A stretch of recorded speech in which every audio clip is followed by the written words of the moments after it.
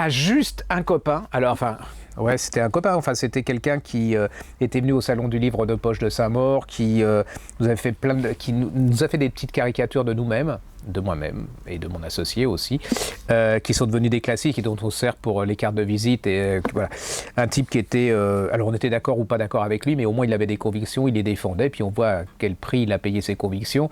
Qui était un type sympathique, plein dans son époque, voilà, qui allait de l'avant, qui n'était pas endormi comme la grosse majorité qu'on a maintenant. Il n'était pas culturellement correct. Il rentrait dans l'art de ceux qu'il n'aimait pas. Et voilà, on va pas. Et là, ils ont, les éditions Les Échappés, avec une préface de Luz, refont paraître tous les dessins, enfin une grande partie des dessins de 1992 à 2015. C'est génial de chez... Regardez. Voilà, ça c'est une manière de redécouvrir notre époque, hein.